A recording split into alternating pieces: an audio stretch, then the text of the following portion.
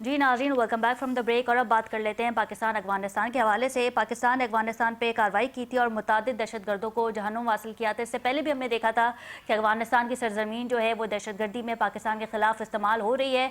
पाकिस्तान ने हर बार हर प्लेटफॉर्म पर अफगानिस्तान की दहशतगर्दी को जो है वो इंडोर्स भी किया है, बयानात भी दिए हैं। और अब हमने देखा कि पाकिस्तान ने एक भरपूर कार्रवाई की है और कई मुतादिद दहशतगर्दों को जो है वो जहन्नुम हासिल किया है।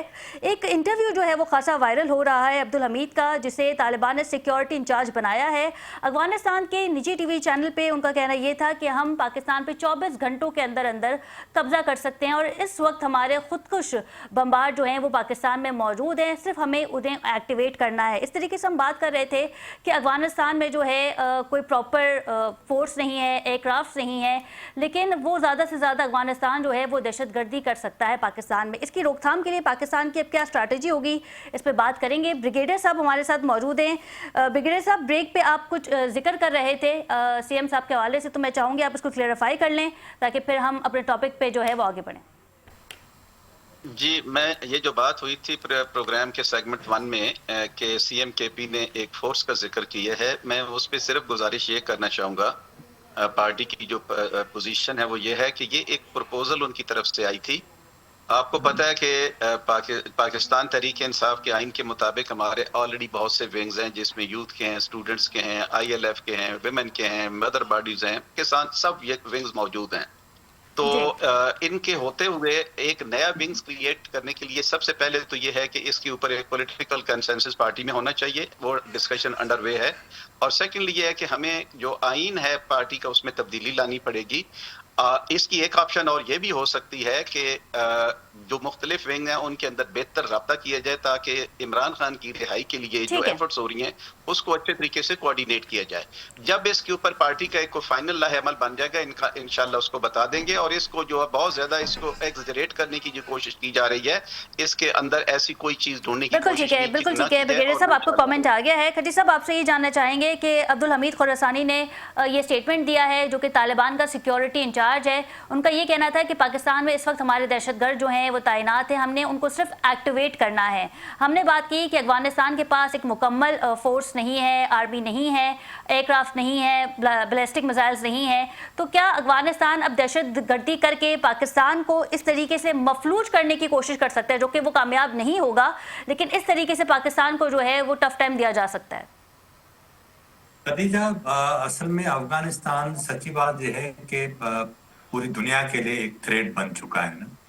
और वक्त ब वक्त हम देख रहे हैं कि सिक्योरिटी काउंसिल में जिस तरह डेनमार्क है और दूसरे ममालिक बिल्कुल क्लियर कर चुके हैं कि राउंड अबाउट कोई 1-2 दर्जन टेररिस्ट ऑर्गेनाइजेशन के लिए वो सेफ हेवन बन चुके हैं, जहां ट्रेनिंग दी जाती है और वहीं से ही एक्सपोर्ट की जाती है ना दहशतगर्दी। और पाकिस्तान में हम देख रहे हैं कि काफी अरसे से जिस तरह पाकिस्तान के अंदर दहशतगर्दी की जा रही है और खुदकुश हमले और आए रोज हमले हो रहे हैं। ऐसा नहीं है कि वीकली या इस तरह की सूरत हाल हो, कोई दिन खाली नहीं जब 1-2 हमले नहीं होते। तो पाकिस्तान की मजबूरी थी कि उनके ठिकानों को तबाह करे। लेकिन ये कहना कि पाकिस्तान को वो बस जो है वो इस तरह ये कर देंगे वो कर देंगे, मेरे ख्याल में ऐसा मुमकिन नहीं है। उसका सबब ये है कि पाकिस्तान और अफगानिस्तान में बहुत बड़ा फर्क है। हम इस्लामी ममालिक में पाकिस्तान वाहिद वो कंट्री है जो एटमी ताकत है। दुनिया की बड़ी फौजों में पाकिस्तान की फौज का शुमार होता है, प्योर प्रोफेशनल फौज है। फजाइया हमारे पास ऐसी है कि जिसने गुज़िश्ता साल मई में इंडिया के छक्के छुड़ा दिए थे। और सदर ट्रंप तो मोदी के साथ मामला सेट होने के बावजूद भी आए रोज आपने मोदी पर जिक्र किया, तो मोदी इस वक्त इसराइल के दौरे पर हैं और नेतन्याहू ने भी कुछ हमदर्दी जाहिर की है अफगानिस्तान के लिए। और हमें ये भी पता है कि अफगानिस्तान के पीछे इस वक्त जो है वो भारत खड़ा है। वो तो डेफिनेटली ना, देखे ना, 2 चीजें हैं। एक देखे ना कि इंडिया में जिस तरह मोदी ने नस्ल कुशी शुरू की है मुसलमानों की, इसी तरह मुसलमानों की, फलस्तीनियों की नस्ल कुशी नेतन्याहू ने की है। तो एक तो ये सिमिलरिटी है दोनों के अंदर कि वो दोस्त हैं करीबी, नंबर 1। दूसरा ये कि मिडिल ईस्ट पर इसराइल कब्जा करना चाहता है और मोदी की ज़ाहिर है हमदर्दियां उसके साथ होंगी, और वो ज़हनी तौर पर इतना तशद्दुद पसंद है मोदी कि उसने पूरे भारत का जो एक सेक्युलर फेस था उससे मस्क करके रख दिया है। जो जंग हुई गुज़श्ता साल मई में, उसके बाद अफगानिस्तान को जिस तरह मोदी ने इस्तेमाल किया है, और 3 बार हमारे जो दोहा की मार्फत मुज़ाकरात हुए, उसे भी नाकाम असल में इंडिया ने बनाया था। तो ये बात असल में अफगानिस्तान को समझ में नहीं आ रही, और अब तो सूरत-हाल ये बन गई है कि तालिबान जो है, ये रजीम असल में यलगार करके उन्होंने कब्जा किया था। अवाम का उन्हें कोई मैंडेट नहीं मिला हुआ, और हम देखते हैं कि तो अब क्या अवाम क्या की ऐसा हालत पॉसिबल हो सकता है कि अफगानिस्तान में रजीम चेंज आ जाए?